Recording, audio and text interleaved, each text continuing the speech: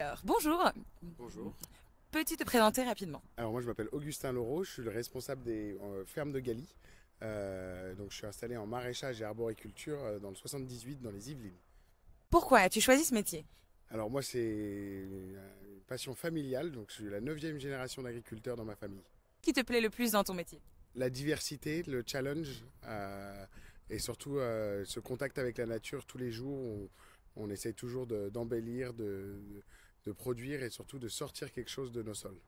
Pourquoi as-tu décidé de faire pousser le haricot vert? Bah, le haricot vert est une culture qui a été depuis longtemps cultivée en Île-de-France et qui est appréciée et surtout qui est un de nos produits phares normalement du début de l'été jusqu'à la fin de l'automne. Combien de temps se passe-t-il entre la graine et le départ de la ferme pour le haricot vert?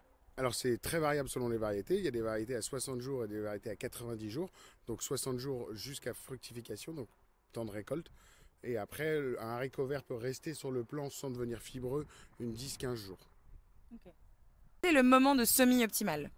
Alors le haricot vert, ça se sème vraiment du début du printemps jusqu'à la fin du mois de juillet. Enfin, 15 juillet, fin juillet, selon les saisons. Donc c'est une période de semis assez large. Dans cette ferme, on sème à peu près toutes les 3 semaines. Sur une période de 4 mois. Donc, pour répartir les cultures entre... Pour échelonner l'arrivage des haricots verts et pas avoir une seule grosse production, et plutôt étaler et avoir toujours de la fraîcheur. Donc quelles sont les grandes étapes de la culture du haricot vert? Comme toute culture, c'est le semis qui commence, enfin c'est la préparation de sol d'abord, c'est l'amendement du terrain, donc on va apporter du fumier en hiver sur ces parcelles et après on va faire un complément avec de l'engrais minéral. Après, on va semer, donc on par planche. Donc nous, on sème tout en 1,80 m. Et après, ça va être le binage et le garder propre de toute adventice, donc toute mauvaise herbe, jusqu'à la récolte. Quelle machine utilises-tu pour la récolte ou pour le travail perpétuel? Alors nous, ici, on est sur des haricots verts qui sont des haricots verts nains pour nos clients. Et nous, c'est une récolte qui est manuelle parce que c'est les clients qui viennent récolter eux-mêmes dans le champ. On est en cueillette libre-service. Mais il y a la plupart des haricots verts que vous retrouvez au supermarché sont dits des haricots verts machine. Donc c'est une petite batteuse qui prend et qui tape le plant d'haricots verts et qui récolte mécaniquement les haricots verts. La différence entre les deux, il y en a qui disent que c'est gustatif, c'est plutôt la résistance au choc des haricots verts. Donc en gros, la machine va taper le haricot vert pour qu'il tombe Comme une moissonneuse batteuse. Ok. Ça coupe en dessous et ça le récolte. Et après, avec les tamis, ça sépare. Le haricot part d'un côté, le reste de la plante est remis dans la parcelle pour faire de la matière organique. Quels sont les risques pour la culture du haricot vert?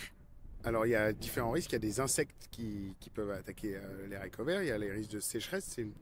C'est une plante qui a besoin de beaucoup d'eau. Il y a les risques de champignons. Il y a les risques de tassement de sol, d'orage. Donc, c'est principalement climatique, insectes et champignons. C'est les 3 grands risques pour cette culture. Et comment vous les traitez du coup? Vous arrivez à... Donc, Il y a des et médicaments. l'enherbement, pardon. Et Et l'enherbement. Ok. L'enherbement. Donc l'enherbement, nous ici, on fait du binage mécanique. Donc on a des machines qui passent entre les deux et quand on se fait dépasser, eh ben, c'est un passage à la main. Au niveau des champignons, si les années sont très très humides ou quoi que ce soit, eh ben, on va jouer sur les résistances variétales. Donc dès le début, eh ben, on fait attention à les variétés qu'on met pour qu'elles aient des résistances intégrées. Et parfois, bah, ça arrive qu'on soit obligé de mettre une protection fongique sur la culture. Donc une protection fongique, ça peut être un cuivre ou une bouillie bordelaise que vos grands-parents mettaient partout dans les potagers, qui est souvent celle qu'on utilise sur l'haricot vert parce qu'il est quand même peu sensible. Et pour les insectes, pour l'instant, on n'a pas de soucis cette saison et sur les 4-5 dernières saisons, on n'a pas eu de problème sur la culture du haricot vert. C'est des mouches qui peuvent être un problème, mais par chance, on n'en a pas trop. Et surtout, il faut garder les rangs bien propres et aérés. C'est pour ça que le désherbage... Parce que le fait que vous ayez les passages à pied comme ça, finalement, ça protège aussi vos cultures les unes des autres en contamination ou pas tant que ça? Non, pas du tout.